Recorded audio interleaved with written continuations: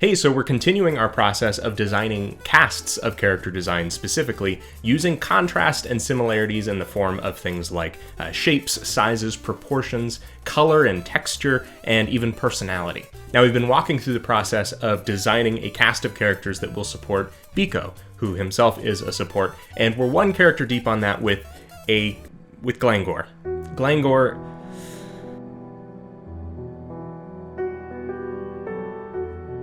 I have things to change with him, not fully happy, but my idea is to go for a first pass on these characters, and then once they're all together, we can start to kind of mash them, change them, mold them so that they're a really more cohesive cast. Now, it depends on what you're doing, the purpose of your characters, how many characters you're designing in your cast, but something that I like to do is called the Group of 4 exercise, which helps not only with cast design, but just your character design chops in general. And what would normally happen is you'd start with this first character, you'd go, oh, let me just make the opposite of this character completely opposite colors and shapes and sizes and stuff like that. But then you come up with this third and fourth where now you really need to be implementing distinct and different things, not just opposite things. And you'd kind of go in this circle a little bit and try to make them all sort of distinct and cohesive. Because Gabe's tall and weak, she's short and strong. I'm doing an opposites thing. Now, fortunately, in this situation, we already have a main character that we want everyone else to play off of. And so really, in designing these, I'm able to make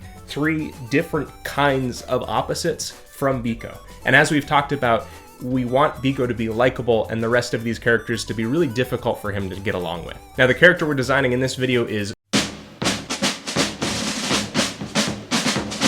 Quilver. Now, Quilver, he is surly. He's not a nice... He's got pain on the inside, and he gets his barbs and he sticks them in you and he twists just so that someone else feels the same pain that he feels. It's just, Quilver he's not nice. Not normally. Now, Quilver is a sort of thief, rogue, archer type character, and given that personality that I just described, I felt like the best way to make him the opposite of Biko in a way is by making him the opposite in function.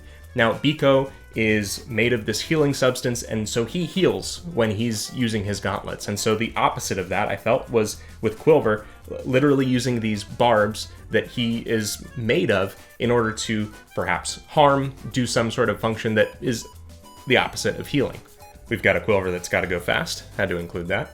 What I'm doing here, again, is just getting these really rough, messy ideas out onto the page. The more you sort of break through the ice of the ideas you've built up in your head, the better the final product will be. You can't really make up everything in your head initially and then hope it will transfer one-to-one onto the page. It's funny, actually, sometimes I'll get hard on myself in the concepting phase of just generating ideas where I'm like, I didn't draw that right. Like I got the symmetry off, or like a pose was wrong, or something is a little bit wonky. Which is kind of funny when you think about the fact that like a few minutes ago this thing didn't exist. This complex form or shape or new thing was birthed into reality, and you don't really know what it looks like yet. But embrace the messiness of all this stuff. I feel like if you go to any artist, the stuff that maybe they don't even share, there's this messy underbelly to the work that eventually results in something that looks nice. It doesn't have to look nice the entire time. Now, Quilver isn't actually physically harming anyone. He's not shooting quills at the bad guys. His quills actually serve a certain function within this story, but I thought it would be fun to contrast Biko's gauntlets, which are not the source of his power, but just sort of accentuating his power as he heals, that Quilver would have this set of crosshairs on his, I guess, bracers, would you call them, or at least a bracelet around his arm, because I love the idea of, instead of, physically drawing back a bow, that you'd have this character who's able to naturally shoot quills, even though that's not something porcupines can actually do, in sort of the same way, and kind of look down the sights on his arms. As I went here, I felt like the design got a little bit too samey. I wanted to flare out the character as he got toward the bottom, using a lot of downward-facing triangles, but also adding some of this, like, sort of rodent set of legs, also this tail of his that, if you look at him from the front, it looks a little bit like kind of a waist cape behind him. I also added that sort of sash of asymmetrical quills going up the side of him. That's sort of the quill idea up the front and back of him. And something that I wanted to do with Glangor last week that I didn't necessarily have time to is draw some extra poses, some in-action stuff, a little bit of extra personality to get more about the character as we go. And this was actually pretty cool because it changed how I designed these legs. I don't know if you've ever tried to draw a squirrel sitting cross-legged. There's no reference for that. And please don't force a squirrel to do that. But I did love this sort of, he's hunkered down, he's got his hands on his kneecaps there, and that was able to kind of show off a lot of the character without him just being in sort of a standard T-pose. Also, talking about the background of these characters with Glangor last week, he's got the overalls, he's got that sort of hick, folksy vibe going on, and with Quilver, I wanted to forego just the standard, like, thief, rogue, archer look for a character, and add just in a little bit more of that tribal flavor that I was hoping for this overall world to have and to occupy. Also, not as an official front view of the character, but as just sort of a way to figure out, you know, what's my geometry look like? Is the thing that I'm doing working? Does it look good from the front? I ended up doing this symmetrical view of the character, or front-facing view of the character with symmetry turned on, just to figure certain things out. And I think it played back into what I needed, without, of course, the areas that needed to be asymmetrical, like his sash there. So because I did all of this extra legwork of different poses, different angles of the character, instead of just one standard 3/4 view Glangor, I'm able to create a much more interesting looking key pose. I feel like I understand the character better.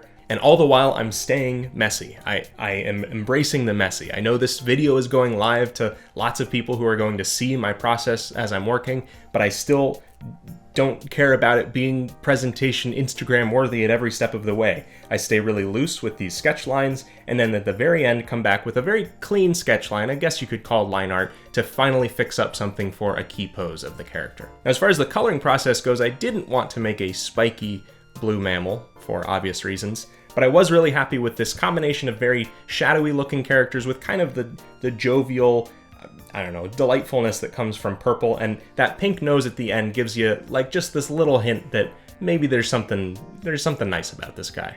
At this point, even though this is just a first pass and I am going to revisit all of the characters as a cohesive unit, I'm not afraid to say it. I like Quilver a lot more than Glangor right now. In the next video, we'll work on the final character and then start getting all of these characters cohesive, do a second pass, get them all working together. There's only a couple of days left in February to get a hold of February's Biko's backpack.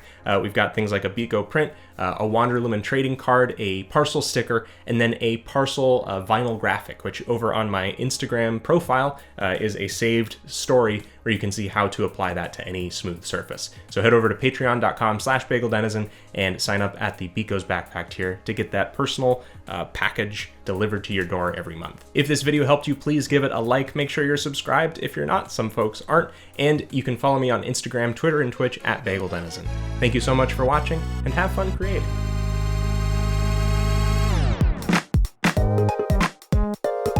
This video is not sponsored, but Dollar Shave Club, if you're interested, this takes me like a day and a half, so hit me up.